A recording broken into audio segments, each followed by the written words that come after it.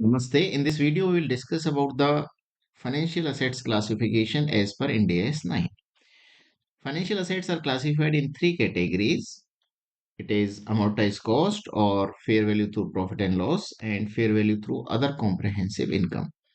Classification of financial assets in these three categories will depends how these assets are managed in the business model by the entity and the contractual cash flow characteristics of these financial assets. So based on these two models, we will classify the assets in these three categories.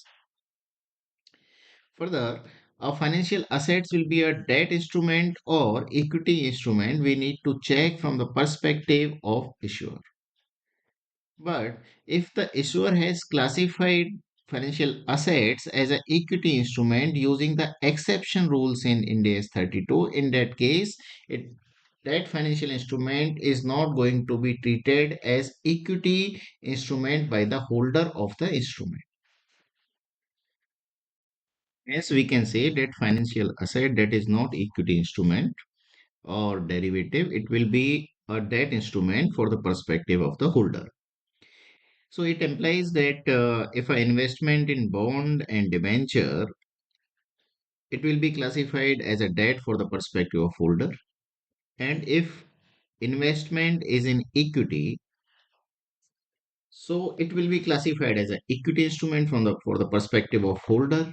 And if investment in puttable shares that are issued by investment fund and holder has right to put the shares back, and investment fund has although classified these instrument as equity instrument as exception rules, so that we have discussed in the previous slide that we need to ignore the exception rules in this case where classification is based on the exception rules, and we will classify the instrument as a debt instrument for perspective of holder. Similarly, in case of perpetual bonds where it is redeemable only at the issuer option and issuer can defer the interest payment, so we will classify the instruments perpetual bonds as equity instruments. However, perpetual bond where it is classified as a financial liability due to unavoidable interest obligation by the issuer, in that case we will classify these perpetual bonds as a debt instrument from perspective of holder of the instruments. Financial instrument that is categorized as debt instrument can be classified either as at amortized cost or at FETOCI or at FETPL.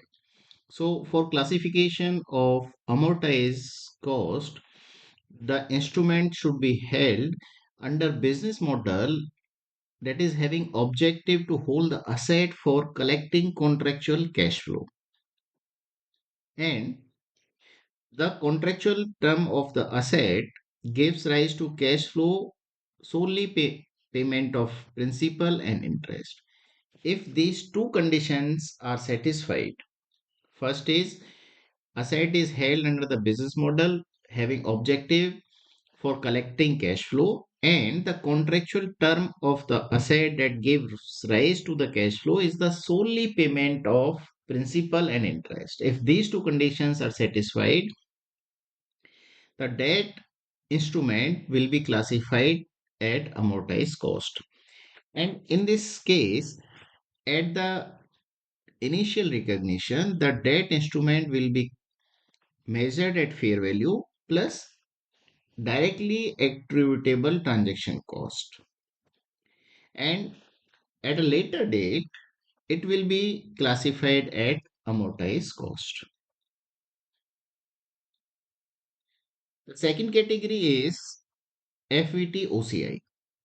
So that financial instrument that is debt can be classified under FET-OCI, which is held under business objective that is achieved by both collecting and selling the financial asset.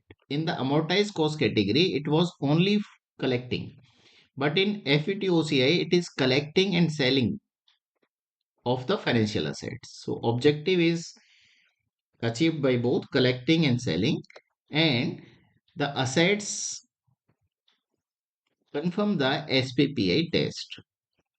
So in this case of FET OCI, we need to recognize initially and at each reporting date the financial asset at fair value. And any movement in fair value is to be recognized in OCI.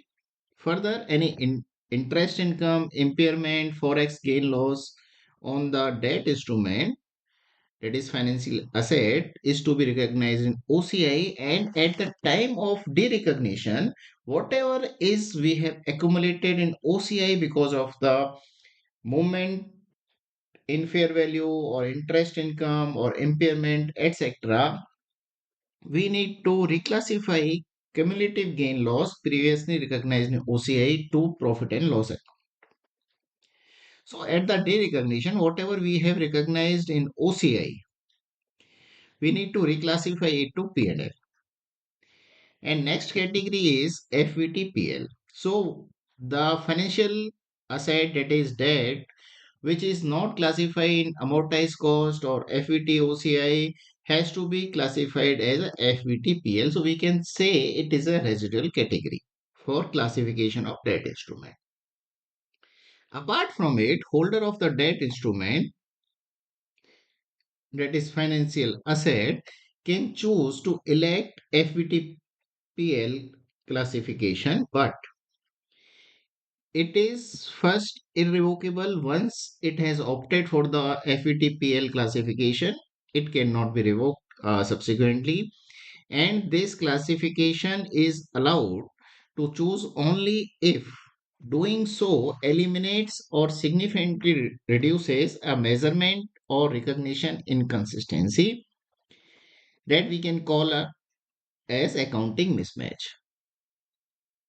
For example, when there is an amortized cost liability that is used to fund a FVT OCI financial asset, and both these use a common risk that gives rise to opposite change in fair value that tend to offset each other. In that case, both the financial liability and financial asset can be measured at FVTPL because they are eliminating the accounting mismatch in the classification. Further, debt instrument included within the FETPL category are measured at fair value with the all changes we need to recognize in profit and loss account. Equity instruments are the one that meet the definition of equity from the perspective of Ind AS 32. And investment in equity instruments are always measured at FVTPL. And equity instruments which are held for trading are required to be classified at FVTPL. For all other equity instruments, the entity can make irrevocable option to classify under FVT OCI. But this option will not be applied for the equity instrument those have been classified as held for sale category or held for trade category. And this option is not mandatory but optional to classify it under FET OCI. And this classification need to be at initial recognition and is irrevocable once the entity has opted for equity instrument classification under FET OCI category. This cannot be reversed. And classification can be instrument by instrument basis. There is not an accounting policy choice for this classification. And if opted for OCA, FET OCI category, in that case, all the fair value changes in the instrument will be recognized in OCI, but the dividend will be recognized in profit and loss. However, if dividend represents recovery of cost of investment, in that case, we need to reduce the carrying amount of the instrument.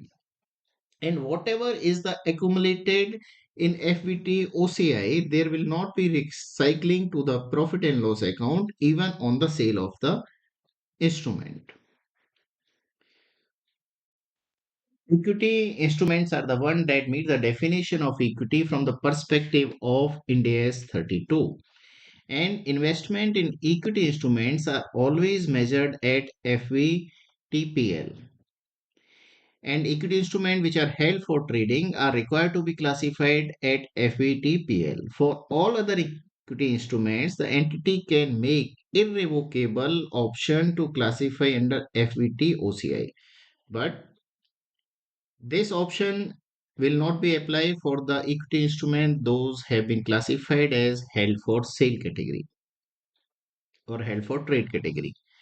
And this option is not mandatory but optional to classify it under FET/OCI. And this classification need to be at initial recognition and is irrevocable. Once the entity has opted for equity instrument classification under FET/OCI category, this cannot be reversed. And classification can be instrument by instrument basis. There is not an accounting policy choice for this classification. And if opted for OCA, FET/OCI category, in that case, all the fair value changes in the instrument will be recognized in OCI, but the dividend will be recognized in profit and loss. However, if dividend represents recovery of cost of investment, in that case, we need to reduce the carrying amount of the instrument. And whatever is the accumulated in FVT/OCI, there will not be recycling to the profit and loss account even on the sale of the instrument. IND 109 allows FVT/OCI categorization for both debt and equity instrument, but there is a significant difference between the two. For example, for debt case, it is compulsory to classify as FVT/OCI if criteria is met. However, designation to FVTPL in case of debt is allowed only in few cases. For example, if there is an accounting mismatch and because of that, holder has an option to designate it at FVTPL category. But in case of equity, FVT/OCI classification is optional at the point of view at the hand of holder. But this option is not allowed for the cases where the equity has been held for the sale. Apart from it, interest income, impairment, and foreign exchange gain or loss in case of debt will be classified to PL, will be booked in PL, and in case of equity, it will be booked in OCI. However, dividend will be recognized in profit and loss account. However, if dividend represents the recovery of cost of investment, in that case, it will be reduced from the cost of the investment, carrying amount of the investment. And in case of derecognition of the instrument, in case of debt, we need to reclassify cumulative gain or loss that we have previously recognized in OCI to PL. But in case of equity, no recycling is allowed to PL even on the sale of the instrument. In accordance with Ind AS 109, the business model assessment is one of the two criteria to decide classification of debt instruments. Here, business model refers how entity manage its financial assets to generate or realize cash flow. It may be by holding the assets till maturity or by selling, or there may be another way by holding and selling. So ultimate, we need to find out how it manages the assets to realize the cash flow. And here, assessment is not to perform on worst case or stress case scenario basis, but we need to check the regular activities to generate the cash flow. And it is decided based on reasonably expectancy of occurrence of the transactions related to financial assets. Entity may have one of two models for debt instruments. One is hold to collect contractual cash flow where the assets are held till maturity. Another may be by holding and selling the financial assets. Here, business model objective is achieved by both holding and selling the financial asset, and decision is taken ongoing basis which action maximize the returns on the debt instrument. Whether the holding of debt instrument will maximize the return or selling the financial asset will maximize the return. So based on that decision is taken. This model is called hold to collect and sell financial assets. Other third model may be where we need to realize cash flow through sale, and decision to hold and sell financial assets is based on the assets fair value, and it results in actively buying and selling the financial assets. Financial assets, those are categorized in this model, are measured at FVTPL. Business model determination is matter of fact, not of the assertions, and the activities should be observable to achieve its business objective of the model, and entity need to use judgment to determine the business model of managing financial assets, and determination is not based on the single fact, but the determination is based on or relevant factors available on the assessment date when we are going to decide the business model.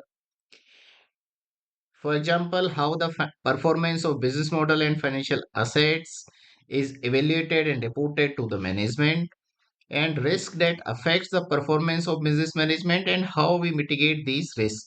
Those are affecting the business model.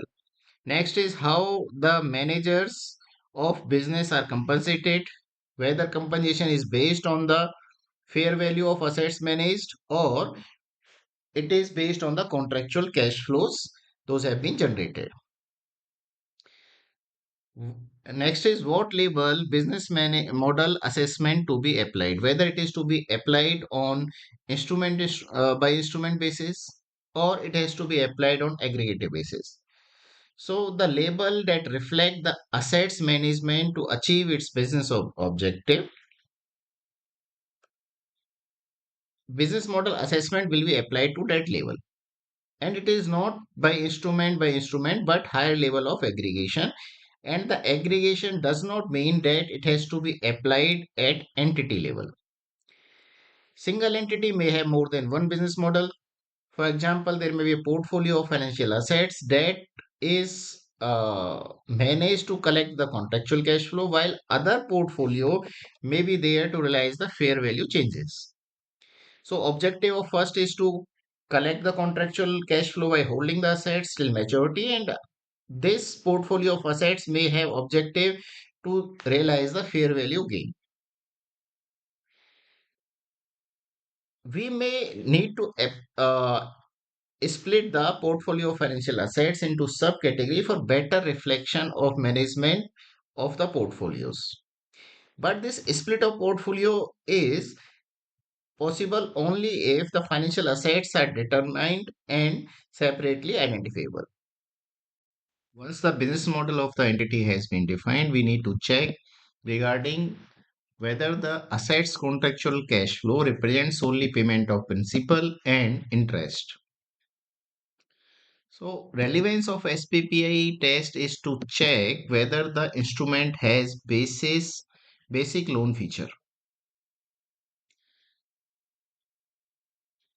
In case of amortized cost method and FET OCI, interest is the key source, and this interest part is recognized in profit and loss account.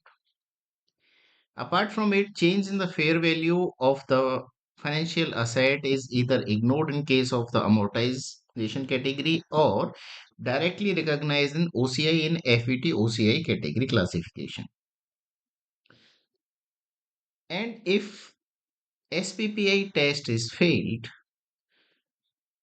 we need to classify the financial assets at FVTPL irrespective of its business model. So the purpose or relevance to check the SPPI test is to decide whether instrument has a basic loan feature or not. SPPI test comprises principal and interest. There are two major components. Principal reflects the fair value of financial asset at initial recognition, and it may change because of the modification over the life of the instrument, for example repayment of principal, etc. And interest is a compensation for time value of money and credit risk.